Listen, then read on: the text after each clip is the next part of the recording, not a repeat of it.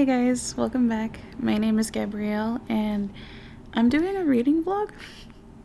I've never done a reading vlog on my channel before. My channel is beauty focused, but I've been reading a lot lately. I've gotten really back into reading the last few months. I'm not at like booktube level of reading. Like I'm not reading like even 10 books a month. I'm reading about 6, but I'm still really enjoying my time. Like last year I got back into it, but I only read 3 books. It's a long story, but I have now read I think 15 or 16 books now for the year, which is good for me. I know some people that are already at like fucking 70 books, but this is my pace. I do also go to school and and stuff, so I wanted to do a bit of a reading vlog because I'm going to start a new book today. So basically, if you're in the book space, you know who Books and Lala is, but she's doing this readathon, like buzzword challenge.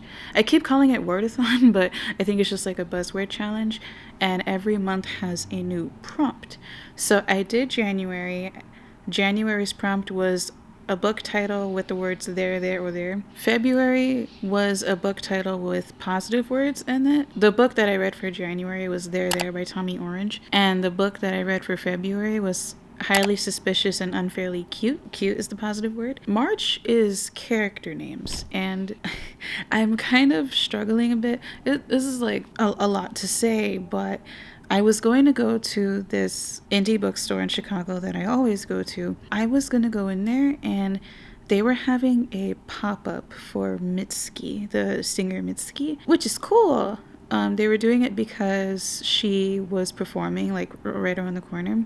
This bookshop is downtown. They were having like a pop-up shop of like her merch, as well as a collection of her favorite books. They weren't doing any special vinyls, which I thought was interesting because this bookstore does also sell vinyls. But the point is I got there and there was a line out the door. This bookshop is on the 2nd floor of the building and the line was out the door. So I was like, oh. And the bookstore is really small as well. So I was just like, it's fine, like I'll go to another bookstore. The thing is though, is that I had a list of books with character names and I knew that this store had them. I wanted to get Garlic and the Vampire, which is a middle grade graphic novel that I've heard is adorable, and I ordered for it to get sent to the bookstore, but they haven't gotten it yet. I don't know, maybe I have to like call them or something, but they haven't gotten it and I ordered it on the 1st, so I don't know what's going on. But I was like, whatever, I'll just find another book. I was gonna look for like The Haunting of Alejandra, or let me see if I can find my list. The Haunting of Alejandra, I Kissed Cher Wheeler? Is it Cher or Shar Wheeler? I'm not sure. Even like Vera Wong's Unsolicited Advice for Murderers. I would even have gotten Emily Wilde's Encyclopedia of Fairies. I know they have that book there. The bookstore that I went to had none of these books. Literally had nothing on my list. Like Una Out of Order. Like I was just like, huh. Fascinating. So I panicked. I don't really like to impulse buy books in the sense of like, I just found out what this book is and I buy it. I mean, it can be cool to like kind of discover a book at a bookstore, but I prefer to like go in there with a plan. Or at the very least, my plan is like, I know I've heard of this book and I want to read it. So I got 3 books with names in them. I'm going to see how it goes. Well, I read one already. It's Eileen. Okay, I moved the camera a little bit so I could hold this up, but I got Eileen by... Okay, sorry, I'm looking for the audiobook so that I know how to pronounce this author's name, because that's just what I want to do. I want to pronounce the author's name correctly. Eileen by Ottessa Moshfegh.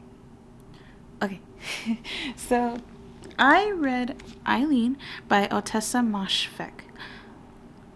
I don't know. I don't know, like, okay, I did tab it. I tabbed the things that I related to, right? Because you might look at these tabs and be like, oh, okay, so you liked it then. I don't know, man. Okay, I'm going back and forth between a 2.75 and a 3. This book kind of gives the bell jar vibes, and I do not like the bell jar at all. Okay, I read that book 2 years ago and I gave it 2 stars. So, this book is about a woman who pretty much has a real shitty alcoholic father. She works at a prison.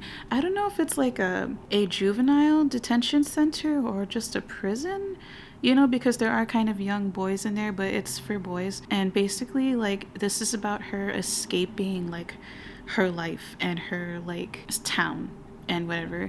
And it doesn't really focus on mental illness like the bell jar does, but it just kind of gives that vibe of like these dark times and this dark reality, right? But like this book, it didn't grab me very. Okay, well, that's not entirely true. I liked the daddy issue parts, like that. Those are the parts that I related to, like the shitty relationship with her father. I liked reading about that, and it kind of kept me going, you know. I mean, I liked it as much as I could, right? But like this book has hardly any dialogue. Like if you really think about it, this book is just like explaining a lot of things, just words, words, words, sometimes 2 paragraphs before like the next part of a dialogue, you know? And it's just like, all right. And for the book to be named after the main character, Eileen, you would think she'd be a lot more interesting. Like every time she talks, it's so short and so bland and so boring. And the thing is that she is aware of her being kind of a loser. You know, she's like, oh, I'm such a loser and I'm ugly, but at least I'm not fat. Like she was pretty fat phobic in this book. So when I say that I related to her, I don't mean like, oh yeah, I related to her because I hate myself, because I don't hate myself. I related to the things she was going through, but as far as her as a person, I just found her to be really bland. And I don't know, I guess I could say this book is kind of queer, though I feel like she doesn't want to fully dive into it. This book takes place in 1964, and she's writing it 50 years later. This book came out in 2015, so I guess it's supposed to be like kind of contemporary, and like she's writing to you pretty much in her 70s, and she talks a little bit about her life now, but not much. She's mostly just talking about how she escaped this. And this is entirely a work of fiction because the author today is like 41 or 42 years old. There was a plot twist at the end, which was like cool. I mean, I feel like cool is a weird word, but I didn't expect it, so I guess that's nice. Like, I really thought about DNFing this book. Like, I really did. Like, I just didn't care. As I was reading, when I read a book, I like to ask myself, like, do I care? As I'm reading, do I care about this plot? Do I care about these characters? Am I enjoying this? Am I enjoying myself? Do I care? How much do I care about what goes on the last page? And I was so close. I was so close to just being like, I don't fucking care. Like, it's okay. She's gonna leave her town. Woohoo. Like, whatever. Like, this was just okay. And you know, I was nervous about reading it, and I'm not normally like that. When I read a book, I want to read the book. I'm interested in the book. I want to like it. But with this book, I wasn't sure. Like, it had low ratings, and I didn't want that to sway me. You know, I was like, make up your own opinion. Like, it's fine if you like it and other people don't, you know. There's a book that I gave 5 stars in January that somebody that I follow and love watching her videos gave 1 star. And, like, it's literally fine. Like, you know, like what you like. But if you don't like it, you know, admit that to yourself too. And I don't know, like, it was okay. There was this review from Lily Reads / Kenya, or Kenya from Lily Reads. She reviewed this book. She gave it 2 stars. And all she said was, Ottessa's going to hell. Ottessa, the author. And as I was, like, reading this book, I was kind of like, you know... I kind of agree. Ottessa is kind of going to hell a little bit. Like, I found, even though this character is kind of bland, I do also find her a little bit creepy. Like, she's obsessive over her work crush. Even though you don't learn anything about the work crush, you just learn that he's good looking. But even she herself admits, like, I don't really know him that well. But she, like, parks her car on his block and, like, spies on him. And then she, like, creepily watches one of her inmates having fun with making his own fun. I'll say that, making his own fun. And like, she just like watches him, and he ends up being underage, but that doesn't really scare her off. Like she gets kind of weird. I feel like she has the most kind of spark, I guess is the word I'm looking for, like at the end. This book is short. Like it's 260 pages, but it just kind of dragged on, and the chapters were long. Like, and how is this a movie? What the fuck is going to happen in the movie? Like, there was no dialogue. Like, there was hardly any fucking dialogue. Like, how is this a movie? Like, I don't know. That's Eileen. And that was going to be... I technically did read a book with the character name for the month of March, but I want to try to read a book with the character name that I like. So I'm starting a new book with a character name in it, and that is Cia Martinez and the Moonlit Beginnings of Everything. And this book is about like aliens and like outer space. This book is Mexican, so she is me. I want to give a like vague description of the synopsis. Also, sorry, my mouth twitches sometimes when I talk, so yeah. But her mom has disappeared. She thinks that her mom is dead, but every new moon she goes into the desert and she tries to guide her mom home with like candles and stuff. And then one night a like alien spaceship crashes and is carrying her mom. And this book is meant to be like kind of a metaphor of like illegal alien, you know. So that's this book, and I'm really interested in it. I did honestly hear of this book because of someone saying it was just okay, but honestly sometimes somebody will describe a book and say, oh, you know, I don't like it, it wasn't for me, but it kind of sounds like it's my taste and it kind of sounds like it's up my alley. So I'm going to read this. It's a YA. It is 400 pages, but the font is kind of big. Yeah, the font is pretty big and the chapters are short. So I am going to give this a whirl, and I will report back with my first thoughts. The next book I want to read in this vlog isn't here yet, so I will talk about that when the time comes, because I've been talking for a long time. Hi, this is my first video back in a while. What's new? I will catch you guys soon.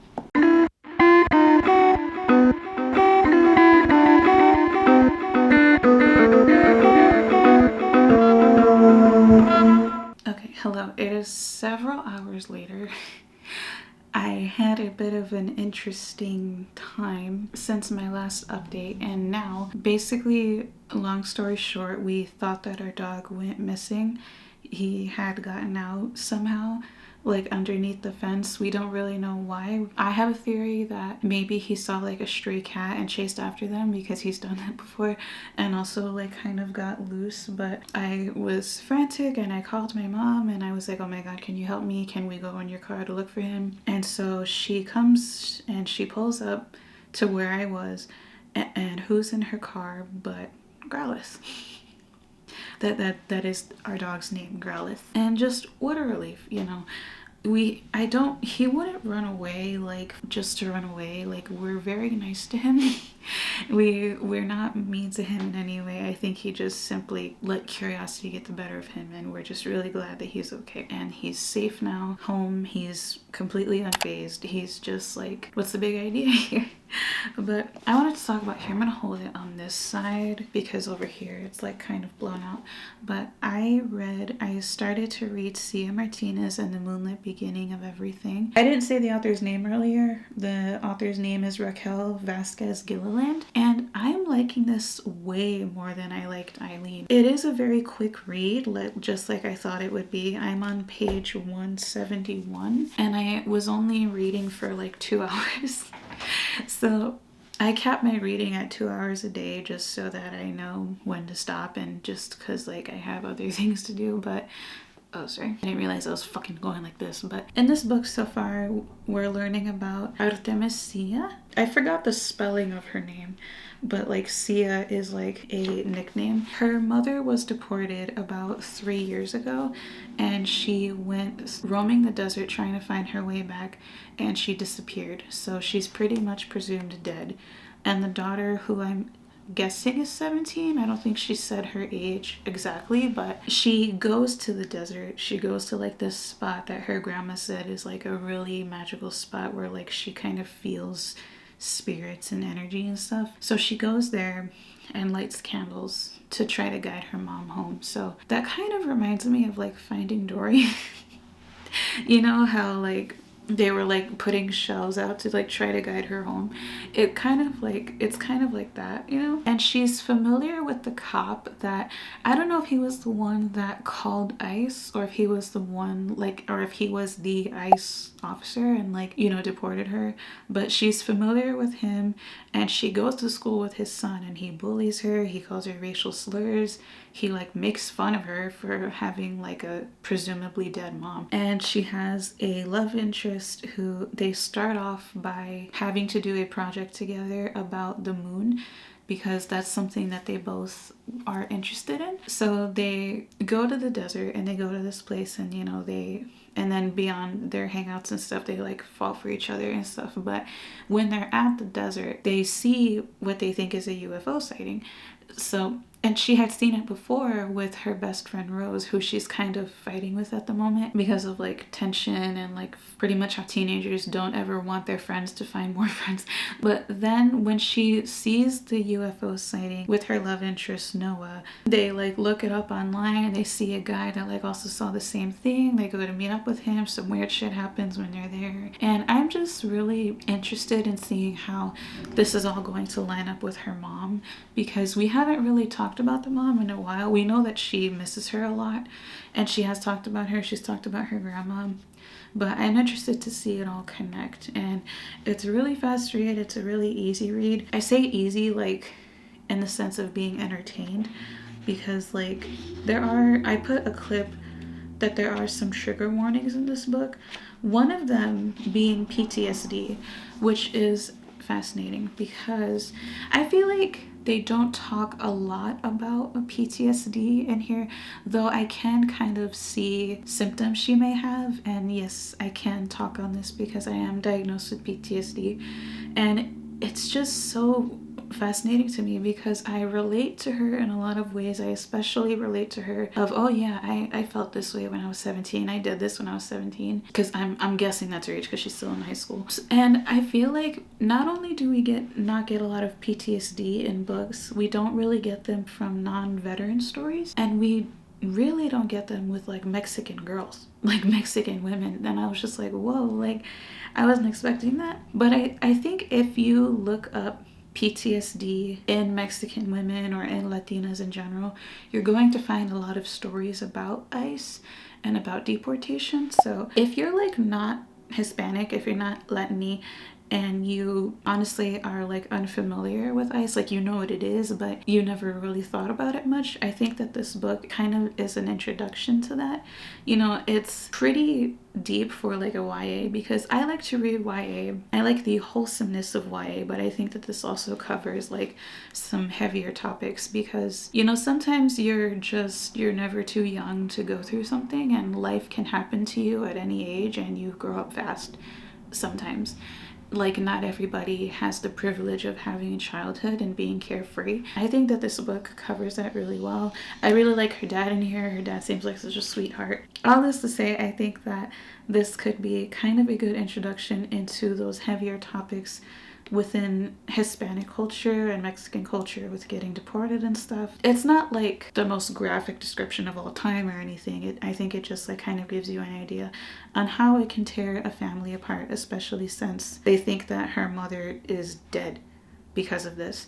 I mean, in the synopsis of this book, it seems like the mother is going to come back based on the synopsis that, you know, she was like abducted by aliens. I'm interested to see how that plays out. I'm really enjoying this book so far. I think this is a really good YA, and I could probably finish this within the next day to 2 days at most, as long as I like read every day. But really enjoying it. I really like the titles of this author's books. She has another book that's kind of at the end here. She has another book called How Moon Fuentes Fell in Love with the Universe, and I'm just like, what a good title. Like both of these, I really like the titles of these books. I just think that they're like unique and cute, so I'm enjoying this. And this will be what will be on my, what do you call it, like template for like the 10, or not 10, Jesus, 12 books that I read for the Buzzword Challenge, this will be my official selection for names, character names, because like, yeah, I read Eileen and I did technically finish the prompt already, but like, I want to be proud of the books on there. I want for those 12 books to be books that I quite enjoyed. So I didn't really think I would have to like do the prompt again. I liked There. I liked Highly Suspicious and Unfairly Cute, so I didn't see a need to read another book in the prompt, but with this I did. And I'm just really glad that I got this, because when I went to the bookstore, I thought that I was just gonna get like one book with character names, but I ended up getting 3, and I'm glad I did, and I'm glad that I just jumped the gun. Even though when I heard of this, somebody was saying like how they didn't like it, but when I bought it, the bookseller was like, oh, I read that book, I really liked it. I think that the author had a lot of fun writing it, and I can definitely see that. There's a lot of like beautifully written like passages in here. The chapters are incredibly short. Like there was this one chapter that had 1 sentence. Here, I'm trying to show, like, those are 2 chapters. So that's another reason why it makes it such a fast read. But that is Cia Martinez and the Moonlit Beginning of Everything. We have just ordered some food. It might be here because I hear Danny talking, or I think I heard him talking, and exit out the door. So he's feeling sick, so we ordered some food. So I think that it is here. So I will talk to you guys tomorrow. I read 1 book at a time, so I'm going to read again hopefully tomorrow, and then we will update you then. And I'm just going to now spend the night really glad that my dog is okay. I'll get you guys soon. What do you have to say for yourself?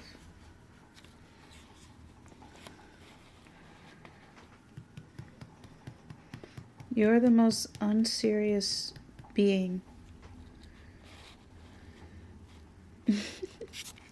Hi.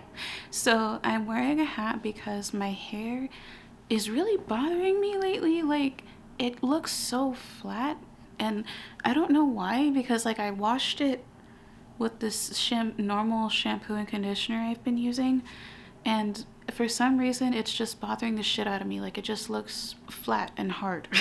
But so I'm wearing a hat. I had originally done an update for Cia Martinez in the Beginning of Everything, the Moonlit Beginning of Everything, but I think I'm just going to film this here review of the book. So I finished it today. I didn't get to read yesterday. I took a nap, and then I had an evening class. It's a 3-hour long evening class, and when I got home, I had to do homework because that's what college is. It just got late, and like, yeah.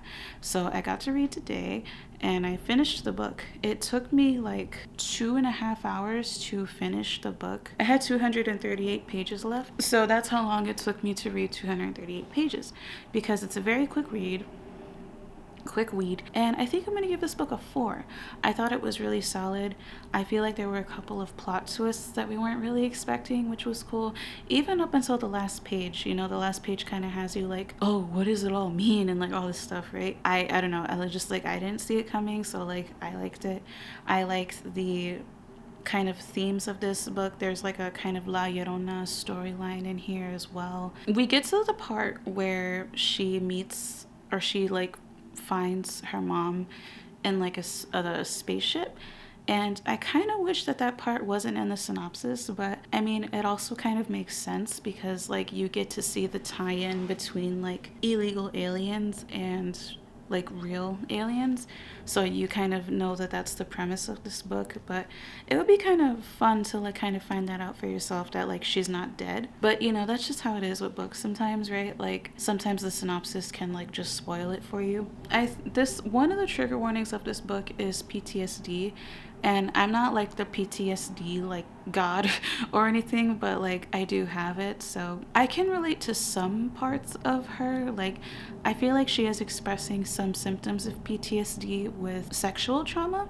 So when the scenes are starting to get like a little spicy, like about as spicy as a YA can get, she like doesn't want to. Like they start, you know, doing it, they start like getting intimate, but then she just has this trauma that's like a stain on her heart, And so she's just kind of like thinking about it, and she's like, no, you know, like even though the guy she's with, he seems like a good guy, he seems to have like her best interest at heart and all of these things, but you know, when you're traumatized, that's just not what your thought process is, you know. And I related to that a lot. Like I have done things like that in the past, and even at the age that she is 17, and I have done things like that when I was 17, you know. Sexual trauma is not the root of my PTSD, but it is, you know, something that happened in my life. So I related to that, but I feel like this book, it's not like super explorative on like the PTSD or anything. It's just like kind of there, you know, but I still thought really I like to see the representation in PTSD in Mexican girls, because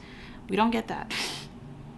We just really don't get that. Whenever someone is Hispanic and I like them, I call them cousin. I started doing this very recently, but it's just like this ongoing joke where I find out somebody's Hispanic and I'm like, oh, so that's cousin. And like if I like become friends with somebody else that's Hispanic, they're cousin. Do white people hang out with their cousins? Because clearly white people just don't have cousins like ever at all, right? I liked this book. Did I already say I'm giving it a 4? If not, I'm giving it a 4. I think that this is a pretty good young adult. It has some really good themes for like young adults, you know, because I feel like some topics are just important to talk about at any age, especially if it's something that you experience. Like sometimes we experience trauma before we even know what it is, and it can be really confusing and hard for us. I also really liked when we do find the mom. I really liked the mom and the dad's relationship. It's just like very gentle, the way that they care for each other. Something about it kind of reminded me of like me and Danny, even though like not totally, but not like 100%, because the mom and the dad like to fight. Like not each other, but they like to like fight other people, and we don't really do that. But I thought that the tenderness of their love just kind of like reminded me of Danny. And he was telling me like, I told you should have read this one first, like before Eileen for the buzzword challenge. But I was just like yeah, I know, you're right. And I do wish I would have read this one first, but I didn't want to put Eileen off anymore because I was already nervous about reading it, so I thought I would just never get to it. But you know, I still gave that book like a 2.75. I'm sticking to a 2.75. I think I said all I needed to say about this book, and I'm happy to include it in my buzzword challenge for the year. So the next book I'm going to read is, like holding it awkwardly, is Cold Clay by Juno Black. This is the second book in the Shady Hollow series. So Shady Hollow is a cozy murder mystery. It's about talking animals. It's about these woodland critters that live in the forest. It's like a really cute, tight-knit community. Like they even have like a map of the town, like on the book. Like, is that not the cutest fucking thing you've ever seen in your life? Somebody winds up dead. There's this cranky toad that is found dead in a river, and everybody's kind of like, oh no, like it really shakes up the town. And the police don't know what to do, so they're kind of useless. Like they're kind of like, oh, murder doesn't happen here, so like I literally don't know what to do.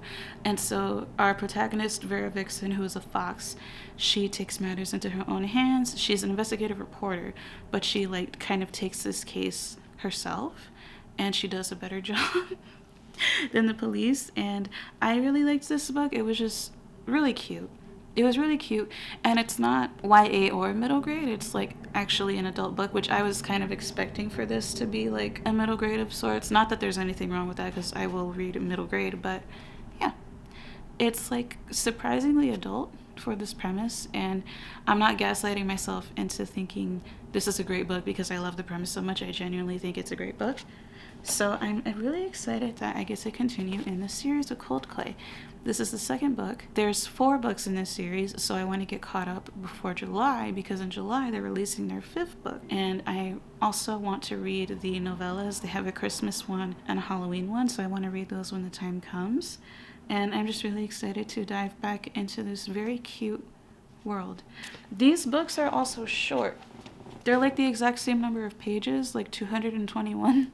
I should be able to finish this. I'm going to start it tomorrow. I should be able to finish this like before the end of March. I want to like cram as many books as I can for the month of March, even though my total number of books read in the month would probably be 6.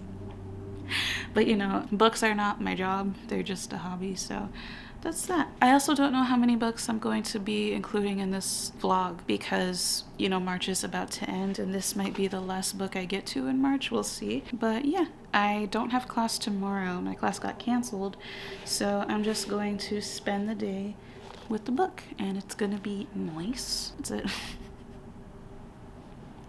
That's it. Okay, I'm done. I will catch you guys tomorrow, possibly. You see how Growlithe is like the cozy king? Like he's on the couch in his little blanket, his toy is nearby. He's got the candle right there. Look at him. Growlithe. I like when he's so cozy like this, it's cute. Okay, hello, so it's 1 in the morning. I'm just a night person. Like, it's pretty rare for me to be up and active during the day. My body clock just doesn't like mornings. I mean, I have to wake up in the morning during the week, but I just don't like mornings. I'm just a lot more active during the nighttime. But not to say it's 1 in the morning, and that is why we are here in my vanity. But I did get some reading done. I read my first sitting of Cold Clay by Juno Black. Juno Black is actually 2 authors. I forgot to mention that, but it's a pen name of Jocelyn Cole and Sharon Nagel. Even with them being 2 authors, it doesn't feel like these are 2 different styles of writing. It still feels pretty seamless. This is the 2nd book in the series, but I feel like I can still kind of say what's going on because it's like a different mystery than like the first book. And I mean, you do kind of need some background knowledge of the first book for this, but not much. But you should still like read the first one. In this book, we're still following the investigative reporter Vera Vixen. The new case that's going on is that it is now autumn. The first book took place in the summer and it is now autumn. And the apple orchard is going to open, the Cold Clay apple orchard. And so these 2 bunnies that work there are like digging. They're digging for like something, I forget what exactly for, but they were like prepping for like the orchard and getting things ready. And as they were digging, they found bones. So they were like, oh, I don't like that. Like, that's weird. And so they go to the police, and it's the same bear cop that like was in the first book. I don't like him. Like, wow, shocker, I don't like the cop, but he's just like so condescending because like, you know, Vera Vixen, she wants to like follow him to like get, you know, see what's going on, but he kind of just tells her like, oh, stay back and like you're just a reporter type thing. And I don't really like that. He's just like very condescending in that way. But they go and they get a medical examiner to examine the bones, and he says these are the bones of a moose. And they're like, oh wow, because there are moose that live in Shady Hollow. There is a man moose and his son. They work at their own coffee shop. So there's this coffee shop called Joe's Mug. That is the guy's name, Joe, and his son's name is also Joe. But the mother of the family has not been around in about 11 or 12 years. They thought that she had just up and left one day. They thought that she had just like kind of abandoned them. People were kind of wondering what really happened to her, especially because they would see Joe and, oh my god, what's her name? Julia. They would see them argue quite a bit, like just people around the neighborhood, and then one day she was just gone. So people were kind of like squinting their eyes at that. And then eventually Joe does become a suspect just because they really have nothing else to go on, so they do like arrest him. But Vera believes Joe did not do this. She thinks that there's no way he would kill somebody, there's no way he would do that, and she wants to get down to the truth. And so she is like kind of finding evidence. People are coming to her with things. She's asking people things. They're telling her stories. She's also bickering with the cop quite a bit. She's like kind of withholding evidence, but there does come a point where they do have to like work together. So I am enjoying this. I'm still kind of giggling and kicking my feet like I was with the first book. I think that even though it's kind of like the same scenario in the sense of like it's another murder mystery like the first book, it's not like straining in a way. It's not like just, oh, part two kind of thing, or just like a retelling of the first story. Like, I think that this is a fresh take on it. Oh.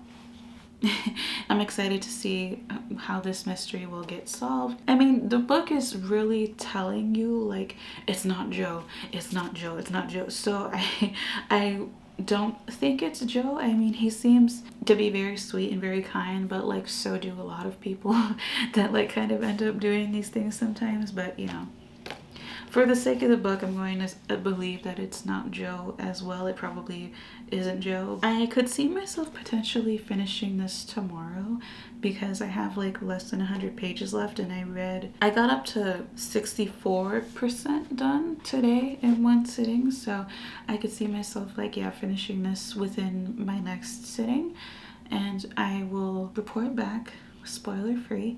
But that's Cold Clay. I'm really enjoying it.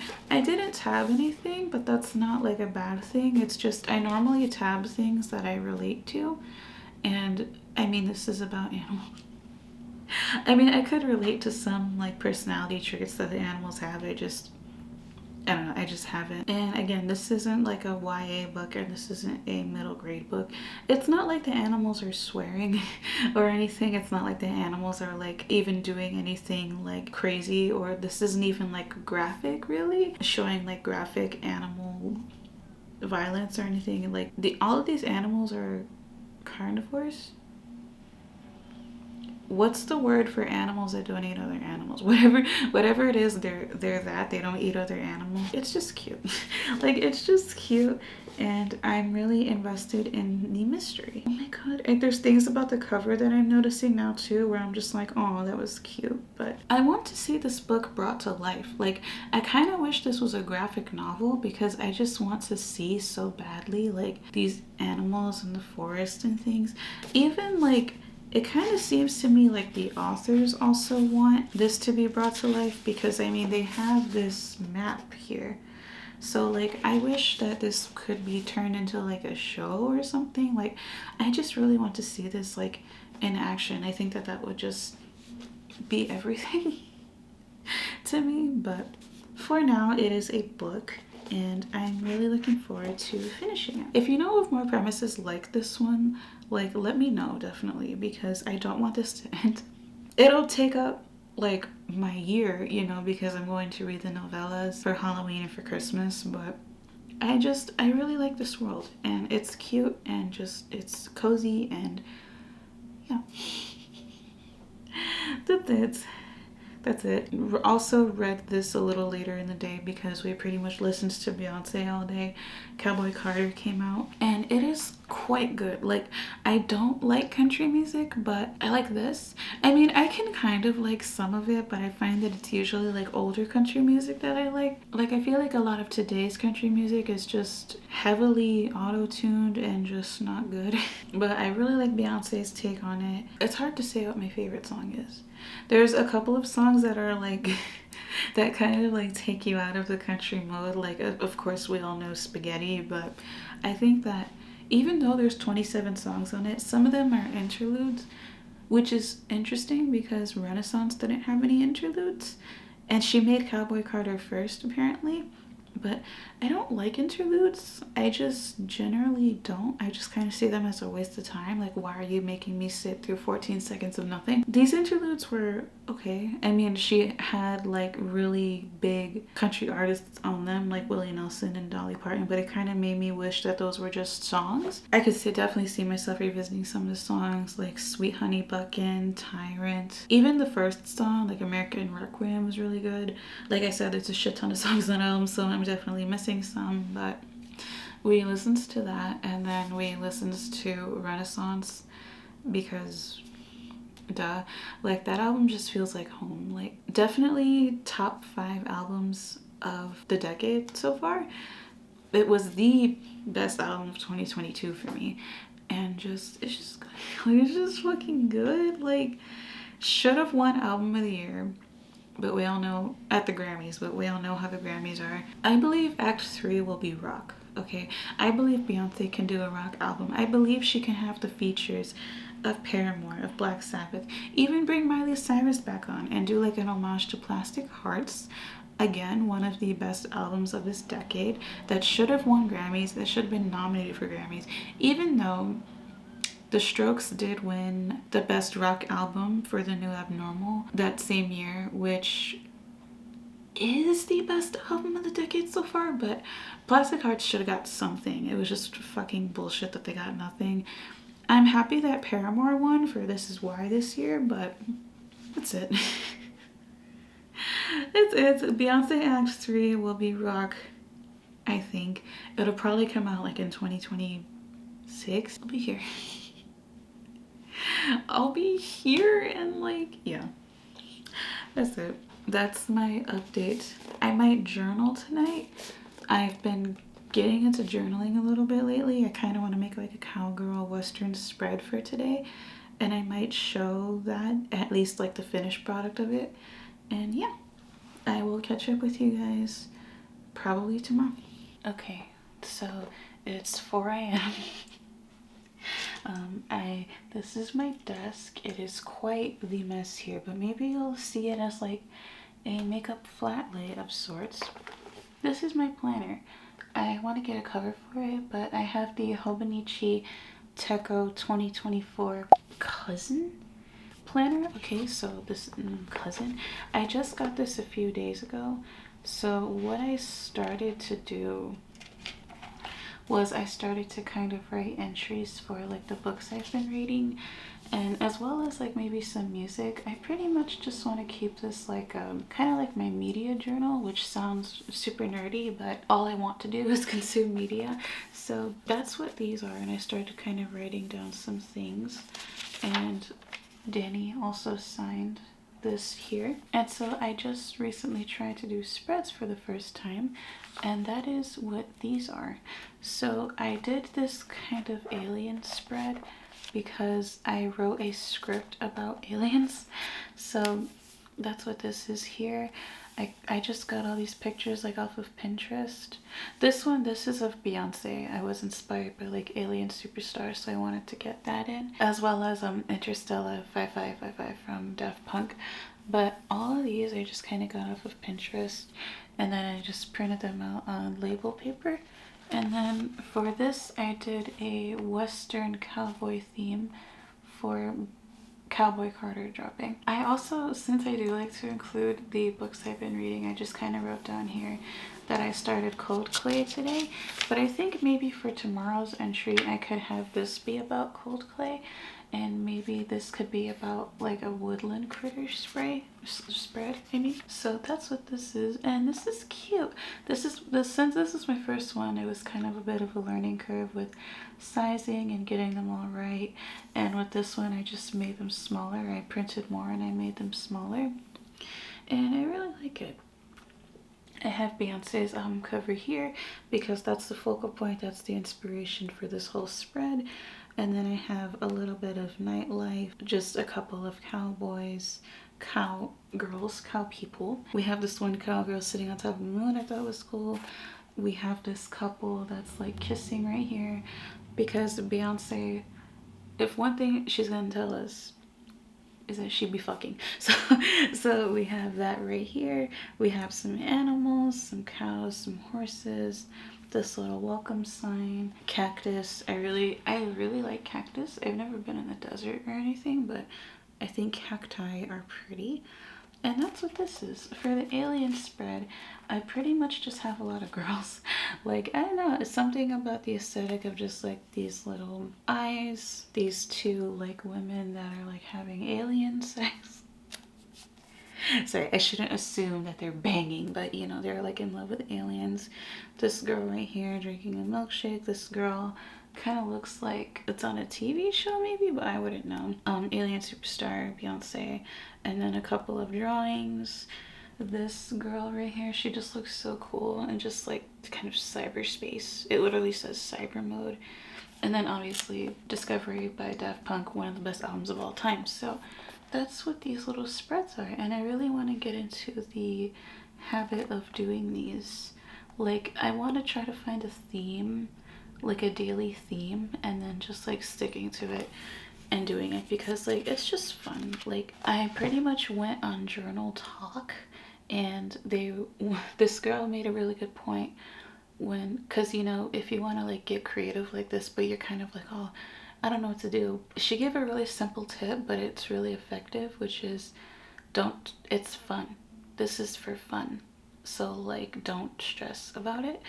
And she's right, because it's like, oh my god, are these all gonna be the right size, you know? And I'm kind of telling myself like, dude, it's not that serious. It's not that serious, you know, this is just for fun. So this is just like a little hobby that I picked up recently, and I think it's fun to kind of tap in and get a little creative. And I want to try to do it again tomorrow with woodland critters. So that's what this is. This is my Hobonichi planner. These planners are expensive for no fucking reason, but I tried to get the smaller one, but I didn't realize it was going to be small. And so I actually returned it and got this one instead. Isn't it focus? Yeah. So that's what this is. I will get a cover at some point. I don't know if I'll put stickers on it, which is why I want to get a cover, because I like to put stickers on things that I'm going to keep year after year after year. And obviously planners are, you know, for 1 year. So I kind of just want to get a cover and then like repurpose that cover. I want to get it off of Etsy. I also want to get some washi tape. Maybe I'll get like some stickers. But that's what that is. And I hope you enjoy this chaos, you guys. And this is just so you remember that I do wear makeup as well. This, ignore this. I don't support JD Glow anymore because they're pro-life, but I still use what I have. And they have a highlighter named Gabrielle. And like, I can't get rid of that. Like, I just can't. I can't find my name on keychains, but I found my name on a highlighter. Granted, it is way too dark for me. I think it was supposed to be named after Gabrielle Union, so it is way too way too dark for me, and I can't use this as an eyeshadow. It just looks like trash. So I just have that because it has my name. Like, literally, it has my name. Let's see. We got Fenty, we got Chanel, we got Beauty Bakery. Like, there we go, you can see that. And then we have this Milky Shadow palette. I got this a few years ago and it's actually broken. Danny has broken a few of my things over the years, and this is one of them. But I found that this shadow is pretty much Ritz by ColourPop, so I'm not too sad about it. But yeah, it's like completely gone. But this is surprisingly like really handy for me if I just want something really simple and quick. Sorry, it like keeps wanting to focus on the microphone in the back end. It's annoying. But yeah, clearly if you can't tell from the sound of my voice, the tone of my voice, I should probably go lay down.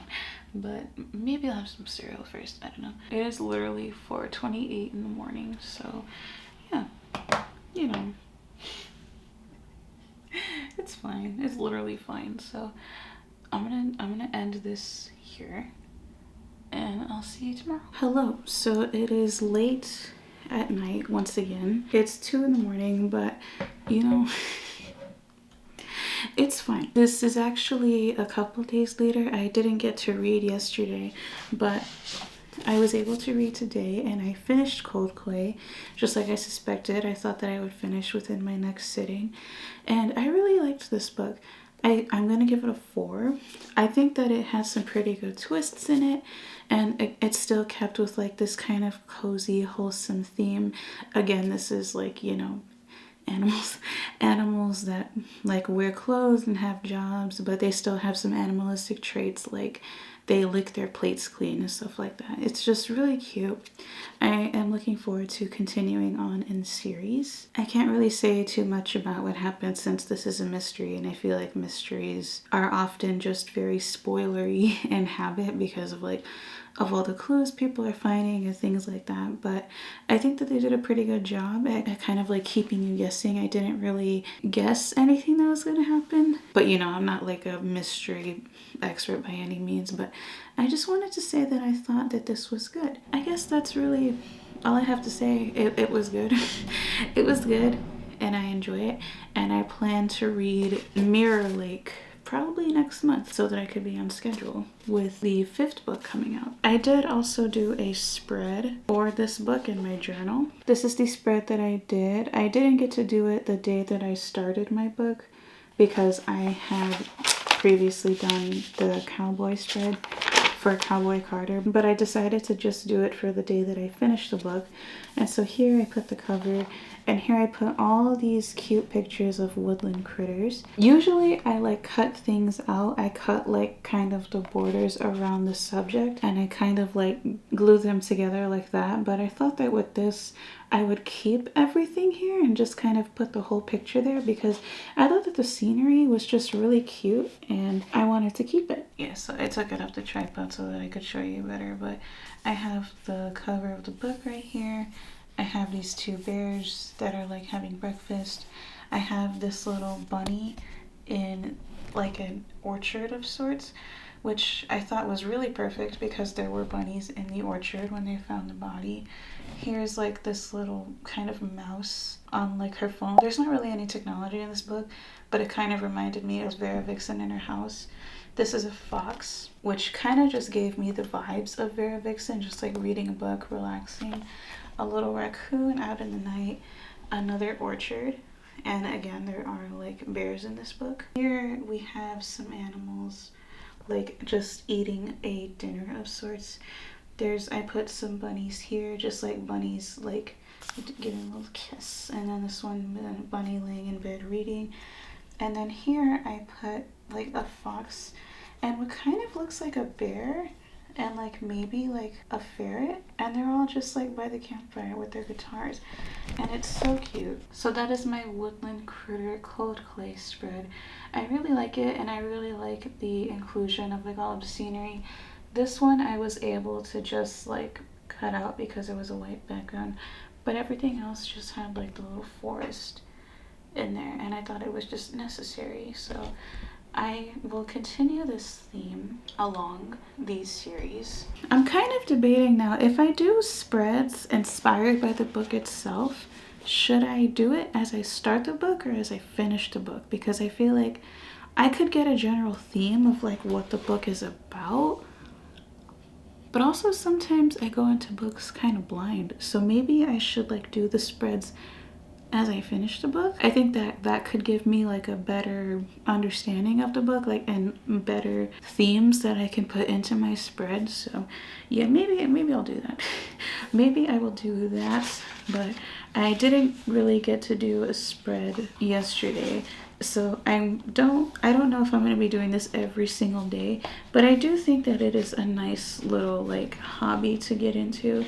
It's pretty relaxing for me, and I like that. Just getting into my creative side of it. It's essentially scrapbooking, but like, you know, scrapbooking has not hurt anyone. Unless it has. I also want to do a spread for April because in the Hobonichi planner, there's just like a blank page for the beginning of the month before the 1st. So I think I'm just going to do like a little April spring themed spread here. And I have a lot more space, at least it feels like a lot more. And then April 1st, I'm probably going to start a new book right on time. I think I'm gonna end this vlog here. I've only read 2 books, but this was kind of just like an end of the month vlog kind of thing. And you know, this is pretty realistic for me in my end of the month. Like, I was planning to only get to 2 books around this time because my average book per month is 6. We're 3 for 3 now in months. 666. Today is Easter. But yeah, we are 3 for 3 with 6 books, so we'll see what April brings us.